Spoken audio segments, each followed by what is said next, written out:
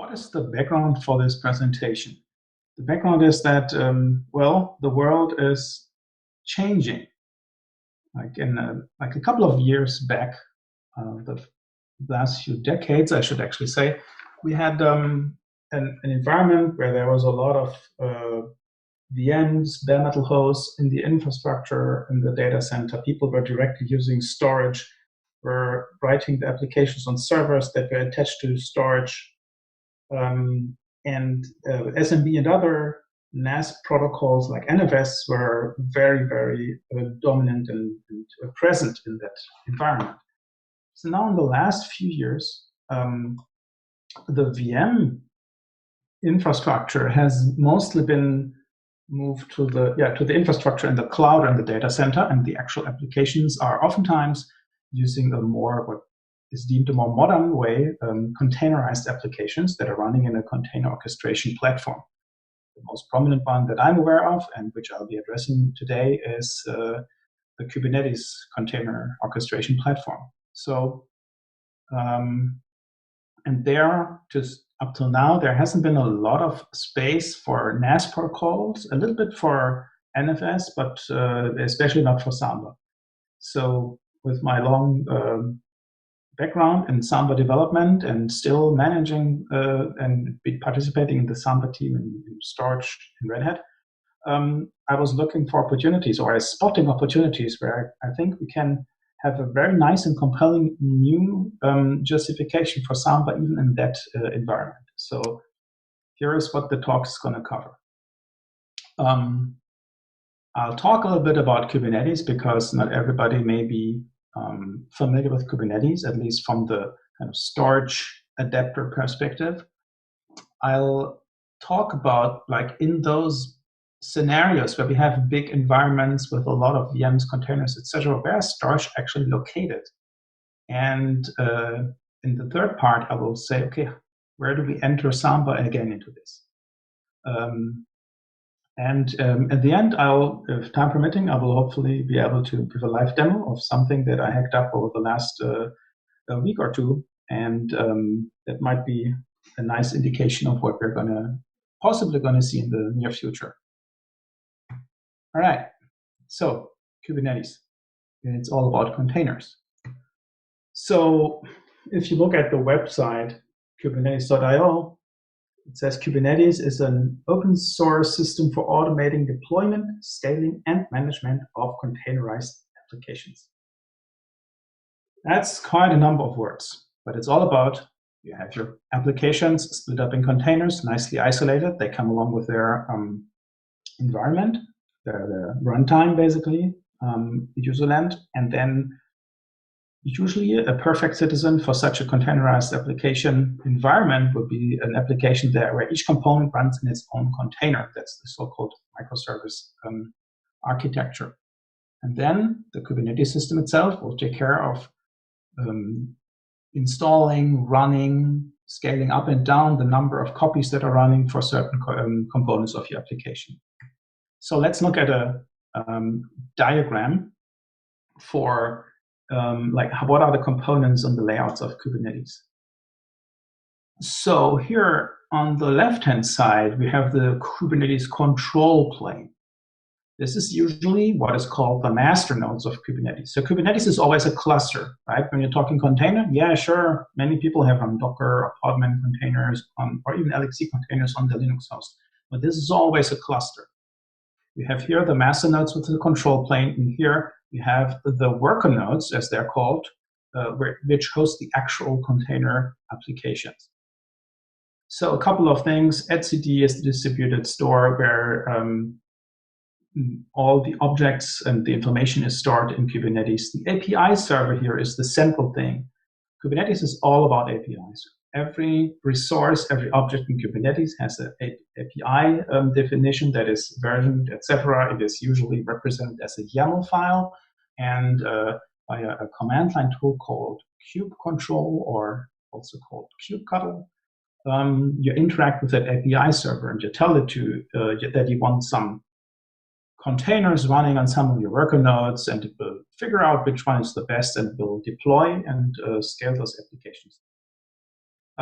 So that's part of the scheduler that will determine the best way to schedule, where resources are sufficient to run that container and how to best distribute it.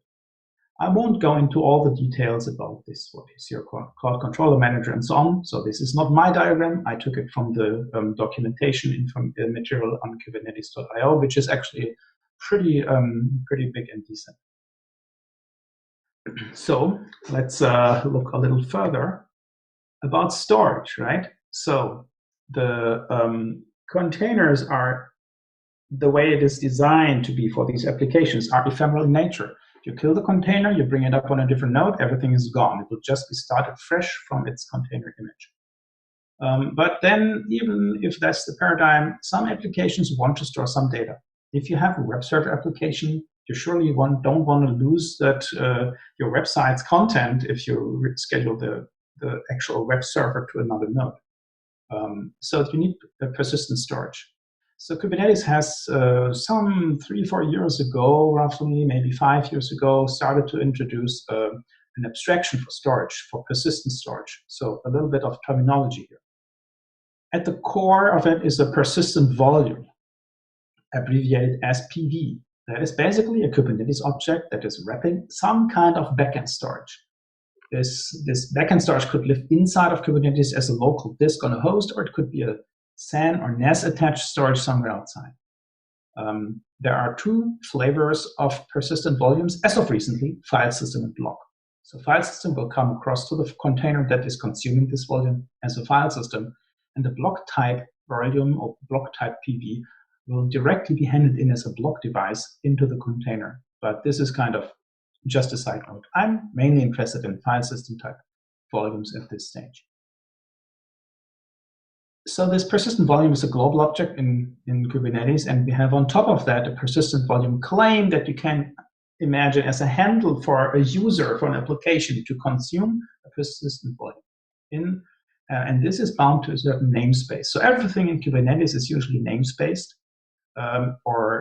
it's called namespaces or project where you run your container applications. You can create a new namespace if you want to have an isolation and you want to do operations on your application, your project entirely. So that's nice. We have a persistent volume and a persistent volume claim. How do we get that persistent volume into a container? That's the job of a so-called mount plugin or a driver. This mounts the volume on the host node, not in the container, and then bind mounts it into the container. Obviously, for block PVs, it's slightly different, but it's also attached to the host, and then via some device directory bind mount also handed into the container. So the container gets a mount of a directory from the host. The directory happens to be mounted with a backend storage, but it's just a directory. So for the purpose of the container, it just gets a directory of a POSIX-like file system. Nice. That means the complexity of knowing how that storage works, on how to mount it, and about the drivers, it's completely abstracted away from the applications. It's on the host, and that component, the mount plugin, is actually running on all the hosts, all the nodes in the cluster. And so containers can be scheduled anywhere, and it can then attach to a certain volume. Right. Now, that's all nice, but this is about convenience and automation. So the next stage after introducing the concept of persistent volumes is the concept of dynamic provisioning. So dynamic provisioning is basically introducing a self-service for volume creation for the users of the cluster.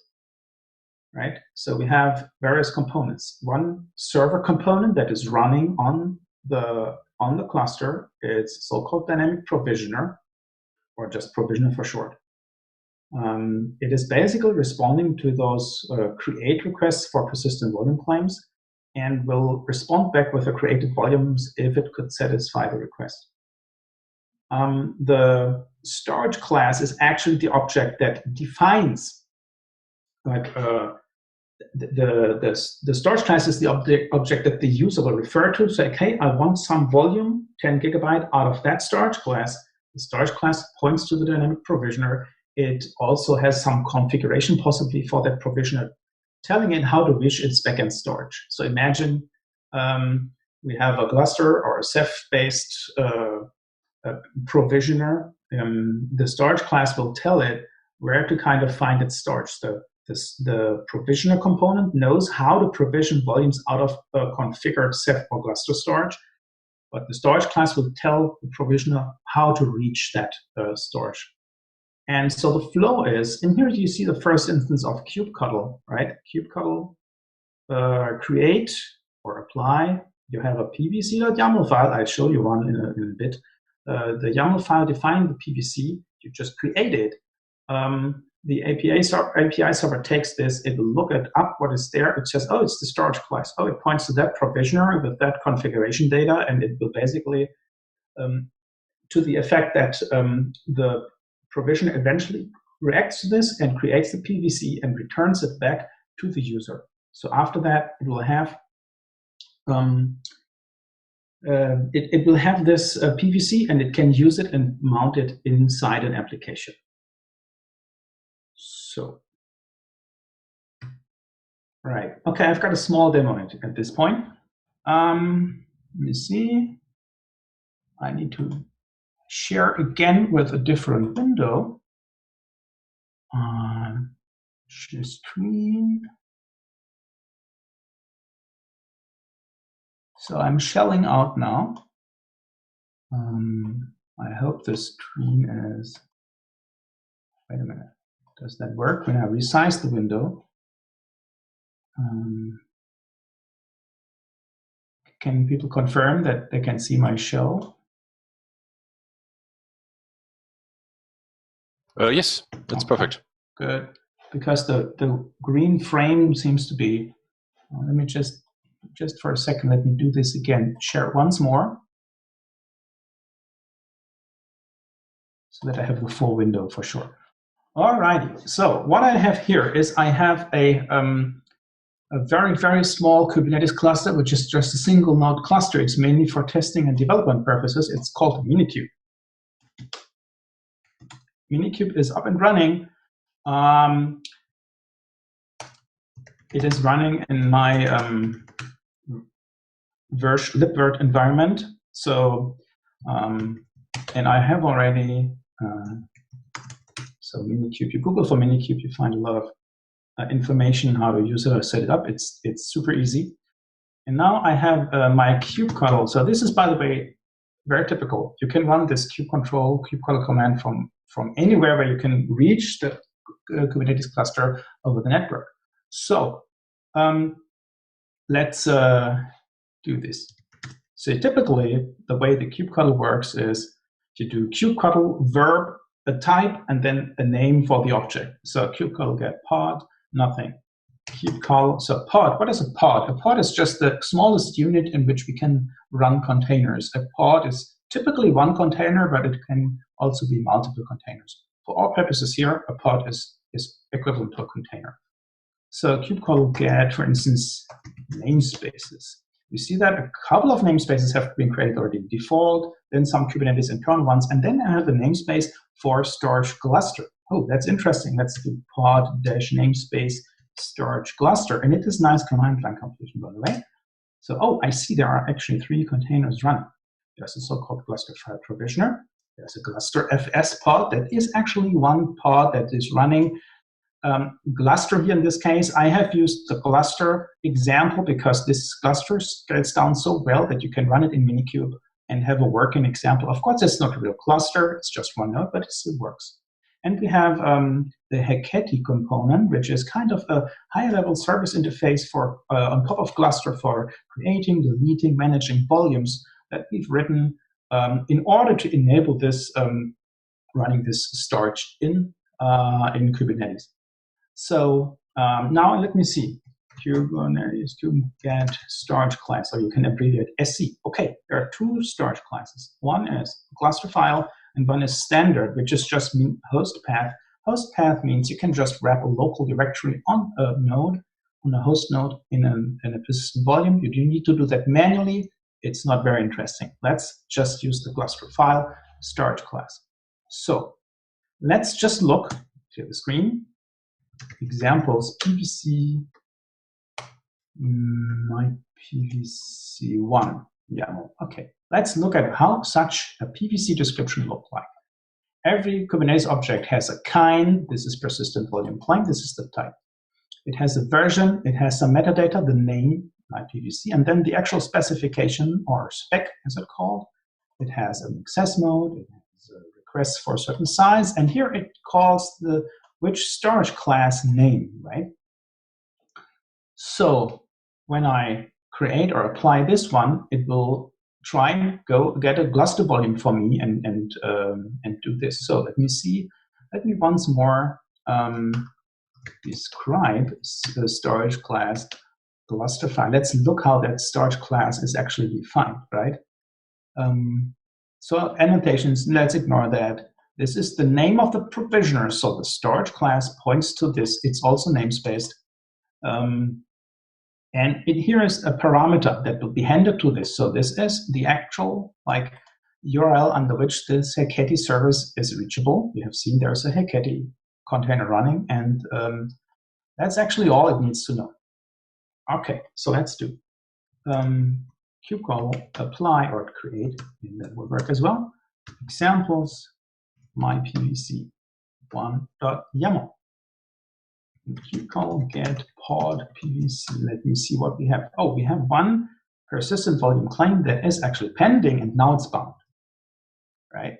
So let's see how to use that. How do we define a pod? Examples pod.yaml. Let's look at that. It's also not very complicated.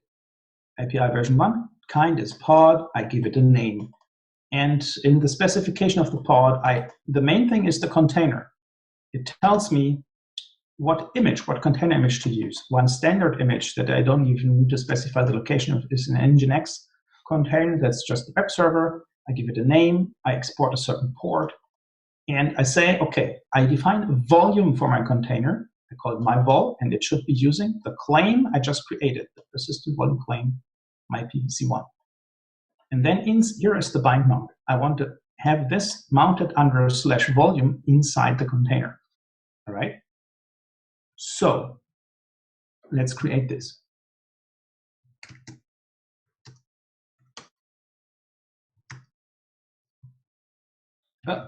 Kubectl, and then get pod PVC container creating. So here it is being created. That means the image is being pulled down, and now it's running. So I can go, let me see, get pod wide. Let me just, okay, here is the IP address. It gets an internal IP address in the SDN, in the software-defined network inside Kubernetes. So let's do quickly go, because I have not exported the ports outside the Kubernetes cluster. Let me just go into my host node and do curl HTTP into this IP address. And oh, I get a website back, right? Okay, so that's working. Now let's go outside again. Kubectl exec. I can exec a command in a container. The container I'm using is my pod.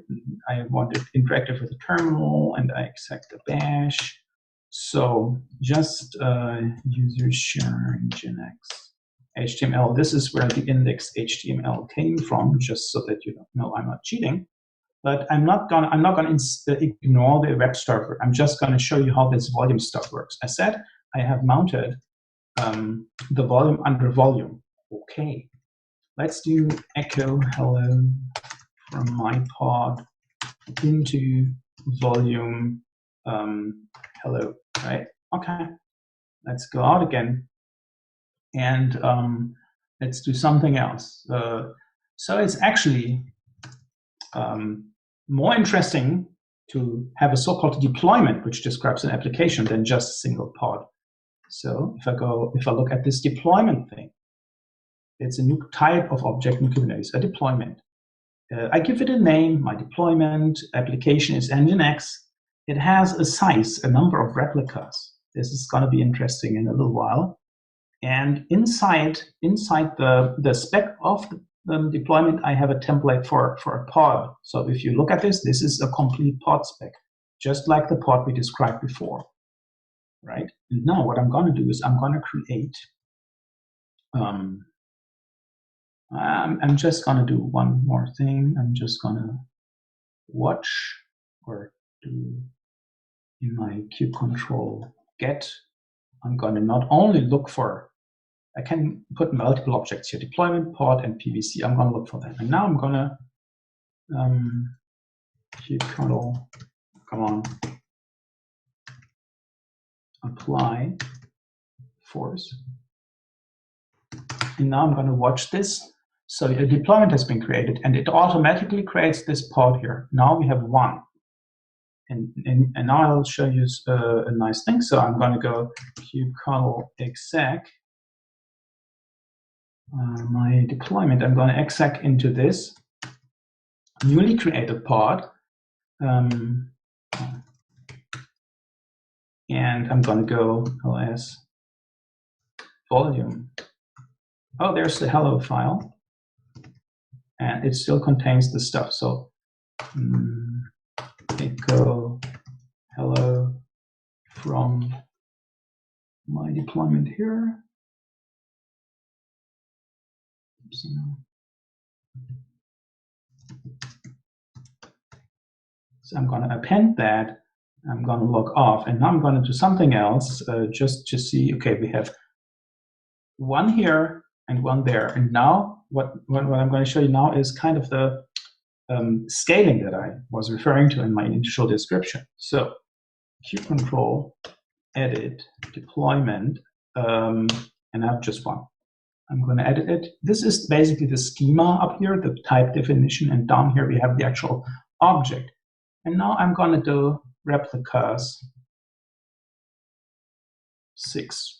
I have a lot of demand from a web server. I just need more web server heads. And you see, nothing. Wait a second.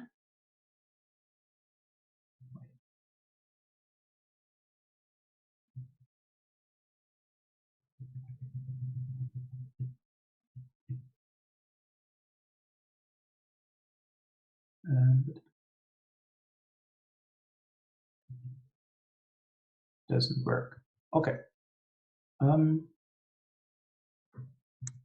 Okay, that's nice. That's the nice thing about demos. I can do something else. Always. Instead of doing this edit thing, I can go here and I can say I want 6 replicas here. And I'm doing, and then I'm going to watch and I'm see, oh, currently it's creating another 5 instances of this thing. And I can go, after a while, they're all there. Maybe last time I just changed the wrong one. Basically, I needed to, because of the interesting. Okay, that doesn't work as I wanted, but I can always edit it again and scale it down to 1. So this is something that I can apply and I can watch. So it's going to be no secret containers in terminating state. It takes a few seconds usually for them to go away. And that's kind of the thing with the deployment here. So let me just get rid of all these containers by kubectl delete deployment, my deployment, kubectl delete pod, my pod.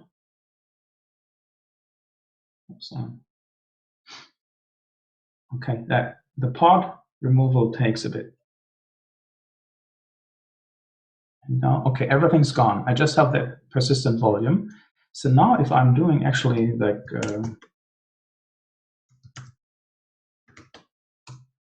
I'm doing the deployment. Again, the PVC was not gone, right? All the containers were gone. The persistent volume was still there. And now I'm going to exec into the deployment again. And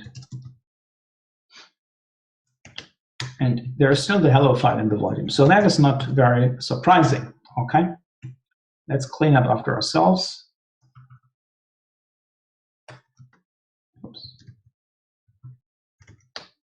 And there's just one PVC.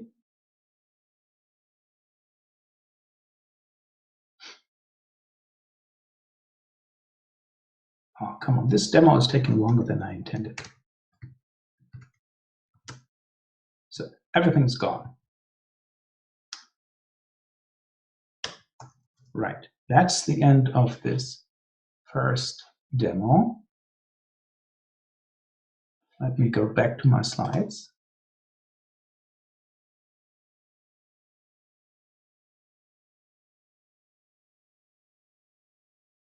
Where are my slides? Okay, here are my slides. All right, it's gone. I need to speed up a little bit. One more aspect of Kubernetes is operators. So I showed you a lot of stuff that an admin would do, but there's one more thing that is so nice. You can write so-called operators. It is a server component, a so-called controller, and it is responsible for so-called custom resources. So you can define new types that are extending the Kubernetes native APIs. And it's always like a declarative approach. You have this the resource type that you define. You have a desired state. I already showed it to you with the replica count in that deployment. You say, oh, I want 6, and the operator will go and make sure you have 6 of them, etc.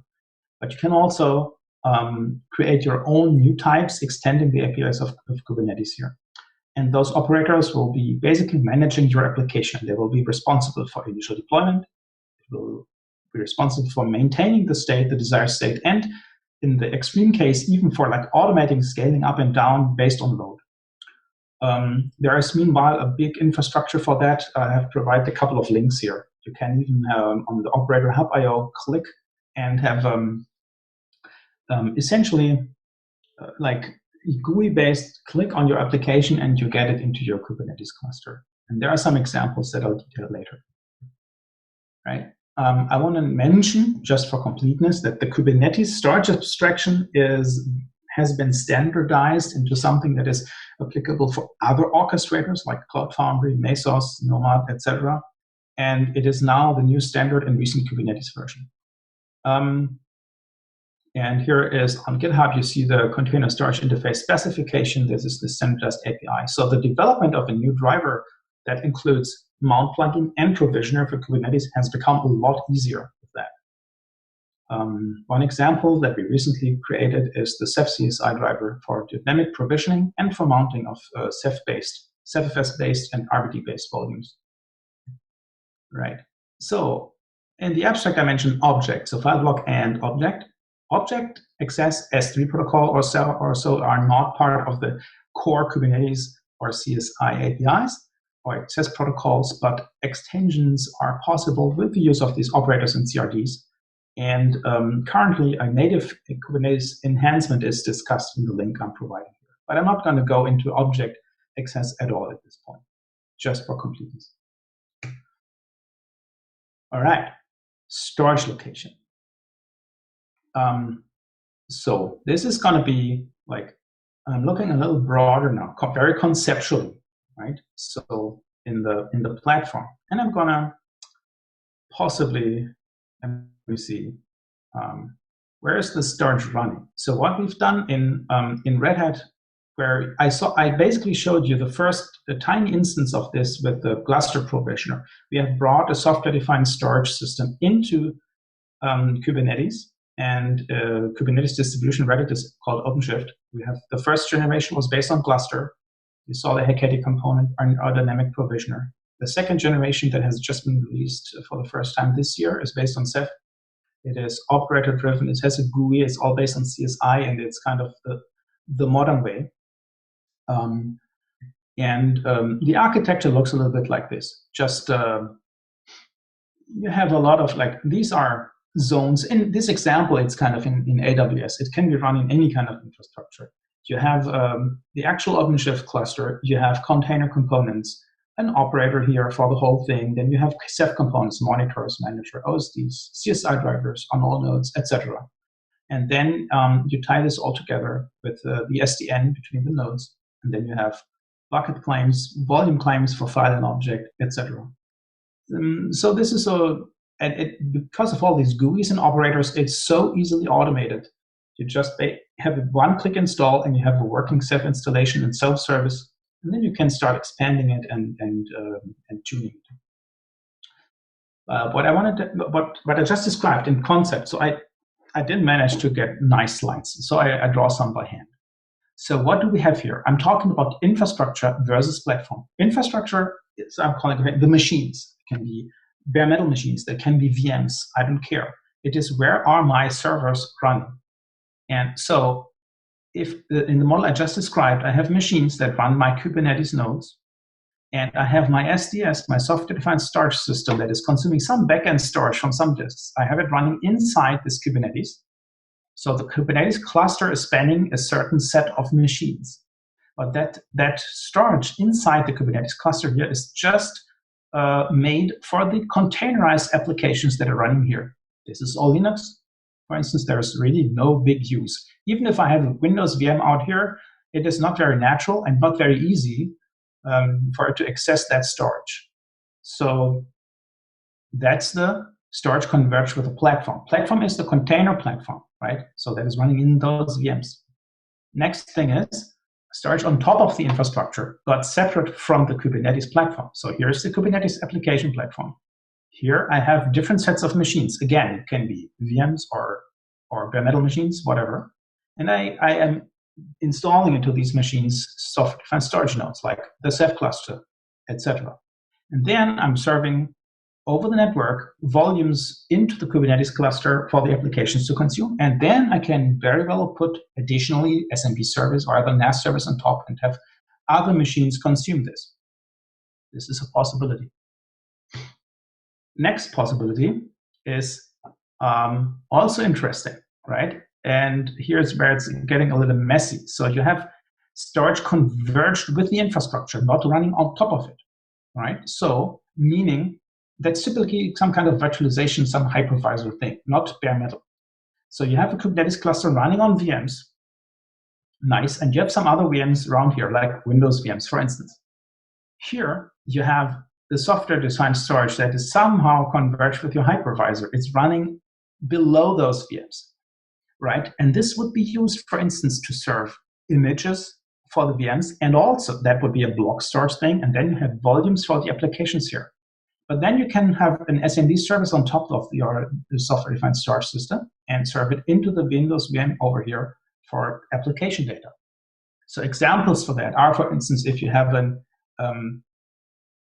for instance, OpenStack as a big VM, like on-premises cloud system.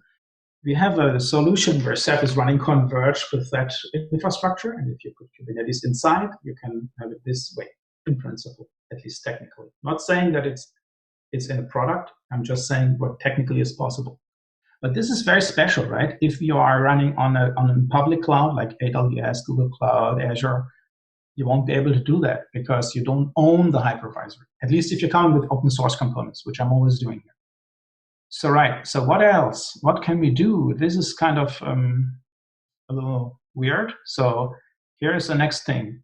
That layering, we always had that layering. Kubernetes, the container application is running on top of the infrastructure. And now here, what if we reverse the layers? The platform is the infrastructure, actually, more or less. You see, it's more or less the same box. So what I'm saying is, at the bottom, it's just bare metal. At the bare metal machines, we are directly installing Kubernetes. So everything is a container, kind of the new paradigm.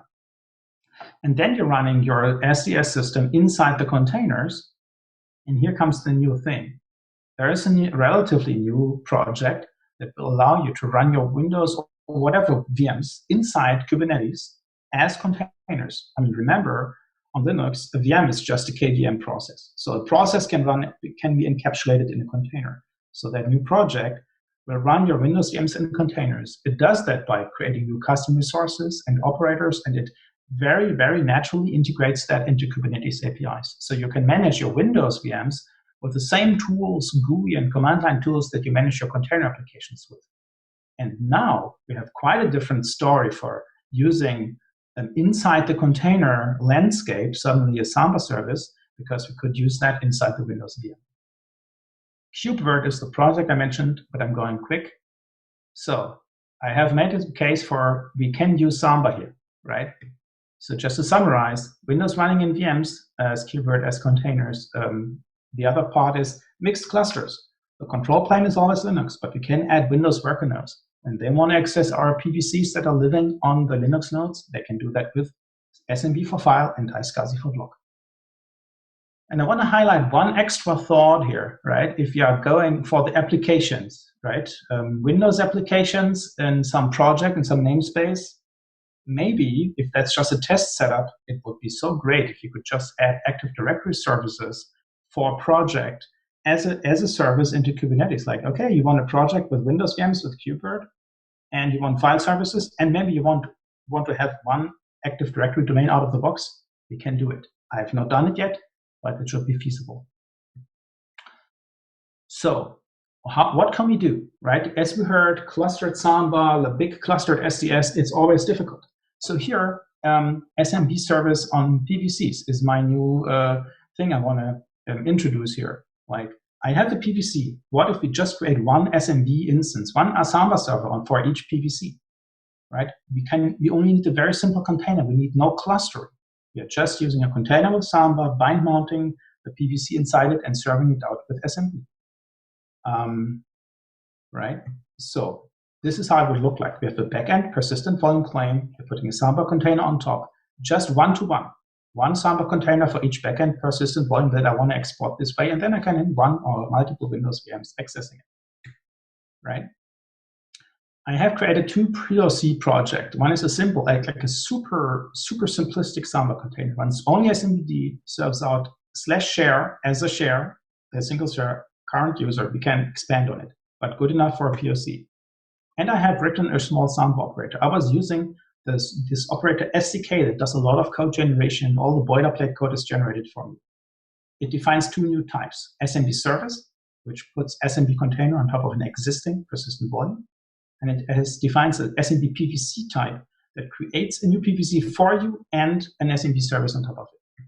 And now it's demo time again, and I hope I'll have enough time for that. You have about 5 minutes left. Thanks. Yeah, that should do. Mostly it's like only the demo. So let me share my screen again. And I'm going to go here. All right. Okay. So I was talking about those new types. Kube control, get, SMB service. Oh, the server doesn't have a resource type SMB service. Okay, let's do make install. It's installing a couple of custom resources, one for SMB PVCs and one for SMB service. And by the way, you can see it in the slides. I have clickable links. I have done it so that the containers I'm building here, both for the Samba container and for the operator, are all uploaded to Quay.io, so you can pull that publicly. And I am installing some kind of authentication things, and then I have a deployment that actually creates my operator here. So let's do the same thing. Service. Oh, no resource found in default namespace. Suddenly, Kube control knows about SMB service. It also knows about SMB PVC. All right. So get pod. Oh, I have a pod running named Samba Operator. Interesting. I can always debug like this. Put logs. Oh, there's something going on. All right, but there's nothing to manage yet. So let's give it something to manage. Right. So let's first apply again the example my PVC.yaml, right? So you remember the deployment that I showed you for this SMB service, right? It was not super complicated, but it is a bit verbose, right? And now if I look at examples, my SMB service, that's dead simple. I'm just giving it a name, and I'm telling it what PVC I want to use as a backend. So let's create this. creating this. No, SMB service, pod, oh, come on, typing pod PVC, right? So I have a service here, name SMB my PVC service. I have a new SMB my PVC pod. That's the Samba server.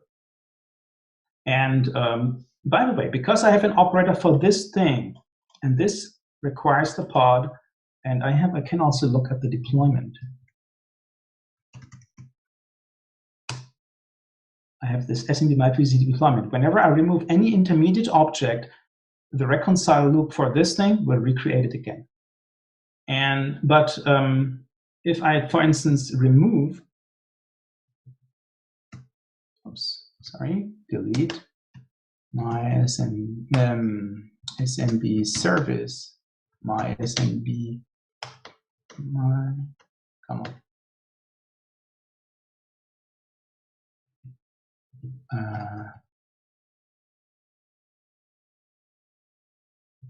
Okay. If I delete that, it will not delete the persistent volume. So now I'm showing you, just to finish up here, the new type of SMB PVC. So the name is my SMB PVC, and embedded it has under a layer PVC. It has just a complete, possibly a complete PVC spec. Delete PVC. And I am actually now applying this as the final step, and then I'm done.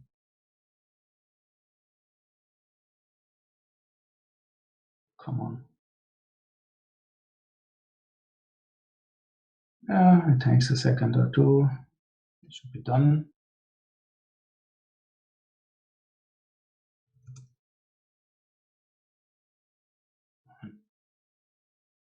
Seriously. Oh.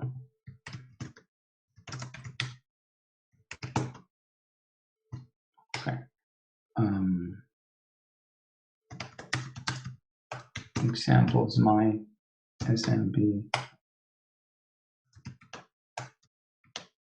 PVC.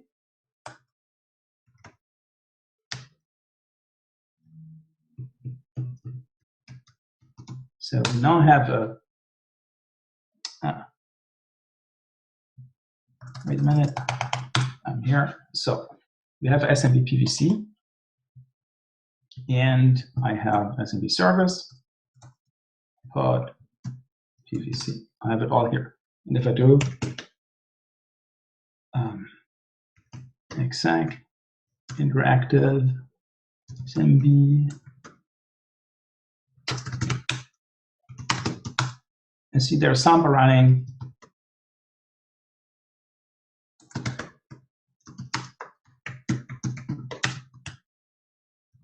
I see there's a share called share, and I can actually access it with